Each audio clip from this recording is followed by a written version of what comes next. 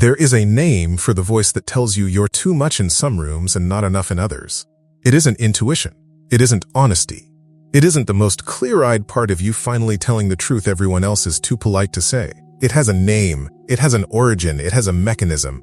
And understanding that mechanism, precisely, not just theoretically, is going to change how much authority that voice has over you. Not because you'll be able to silence it, but because a voice you understand is a very different thing from a voice you believe. This video is not going to tell you to replace the voice with affirmations. It's not going to tell you the voice is lying and you should just stop listening. It's going to show you exactly how that voice was built and why, once you see that, it can never fully have the same hold over you again. Here is what nobody names precisely enough. Most people don't experience the inner critic as an intruder. They don't experience it as a bully or a glitch or something foreign that got in. They experience it as the most accurate voice in the room. The one that sees clearly when everyone else is just being kind. The one that knows the real story while others are offering encouragement that probably doesn't apply to you specifically. The one that sounds, more than anything else, like the truth. That is the thing that makes this particular pain so hard to talk about. Because if you thought the voice was wrong, you'd have somewhere to stand. You could say, that's the anxiety talking. That's the self-doubt.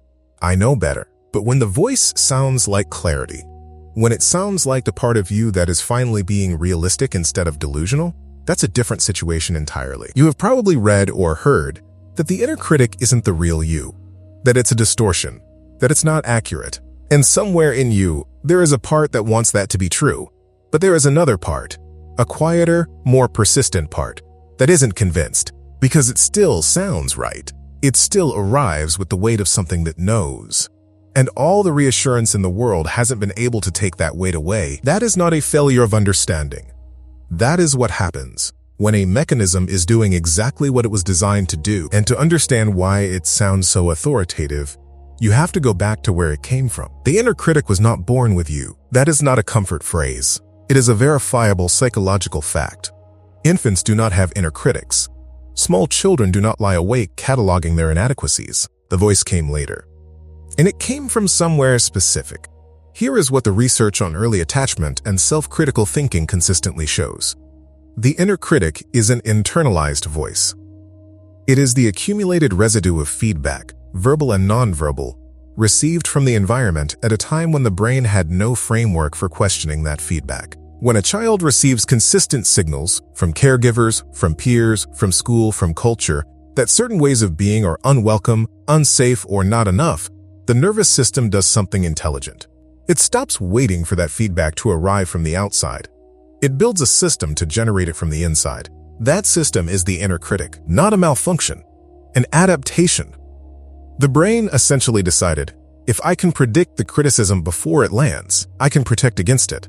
If I locate the problem first, I can correct it before anyone else sees it. If I stay one step ahead of rejection, I won't be caught off guard by it. That is why the voice adopted a specific tone. It didn't invent its language from nowhere. It learned the tone of the feedback it was trying to preempt. It absorbed the register, the particular flavor of not enoughness that was present in that environment, and it began to generate that register automatically, internally, before any external source could. This is why the inner critic sounds so much like you, because it was built from material that was present in your world before you had the tools to question it. It learned to speak in your voice. It learned your cadence. And then it took up residence. A pattern that was installed when you had no alternative is not a character flaw. It is a record of what the environment required. So here is the question that matters. If you understand all of that, if you can follow the logic, if the mechanism makes sense, why does the voice still feel accurate? Why does knowing it's an adaptation not make it feel like one? This is the part that almost no one explains. And it is the part that changes everything. The brain is, at its most fundamental level, a prediction machine. Its primary job is not to perceive reality accurately. Its primary job is to predict what is coming so it can respond efficiently. And the way it makes predictions is by using what it already knows. The patterns with the most rehearsal, the ones that have fired most often, most consistently, over the longest period of time, those are the predictions that arrive first. Those are the ones that feel most like reality. The inner critic is one of the oldest, most rehearsed predictions your nervous system makes. It has been running that particular loop since before you had language to question it. It fires faster than your conscious evaluation can catch up. It arrives before your more accurate, more considered self-assessment even has a chance to form. And because it arrives first, because it is fast and familiar and practiced, it feels like truth. But here is the distinction that this video exists to make. The loudest voice is not the most accurate one. It is the most practiced one. The authority the inner critic carries is not evidence that it is right. It is evidence that it is old. The felt weight of a belief has no relationship to its accuracy. The most rehearsed prediction will always feel more real than a newer, more truthful one. Not because it is truer, but because the nervous system runs on familiarity, not on fact. You have not been wrong to feel that the voice was telling you something real. You have been responding to a system that was doing exactly what it was designed to do. That is not a failure of will. That is neuroscience. And when you understand that the voice's authority is borrowed from repetition, from early experience, from a nervous system doing its job, you get something you did not have before. You get a place to stand, not outside the voice, not above it, but separate from it, separate enough to look at it and ask, for the first time with real curiosity, where did this actually come from? If this video opens something you want to go deeper on, if the mechanism makes sense but you want to know what to actually do with it, there is a resource in the description built specifically for that. It goes inside the inner critic, where it lives, what activates it, and how to begin changing your relationship to it in a way that holds. The link is in the description and in the pinned comment. Now, understanding the mechanism is not the same as being free of it. That matters to say clearly. The voice will still arrive. It will still feel, sometimes, like clarity.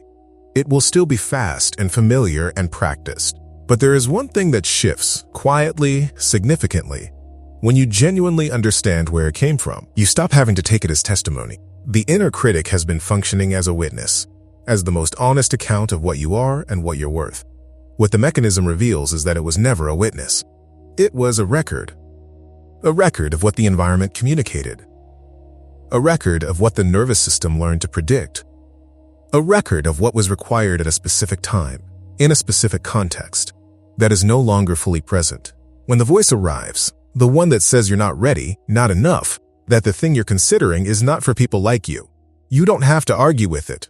You don't have to try to silence it or replace it with something more positive. You can simply notice, this is historical. This is the record speaking. This is the system doing what it was trained to do. And then ask, slowly, without pressure, is what trained this voice still in the room? Most of the time, it isn't.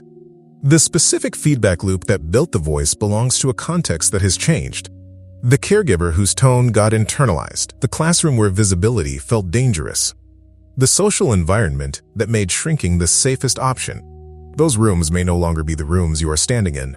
This is not a fast process. The nervous system does not update its predictions quickly. Old patterns do not dissolve the moment you understand them. But something real begins when you stop experiencing the voice as a verdict and start experiencing it as information.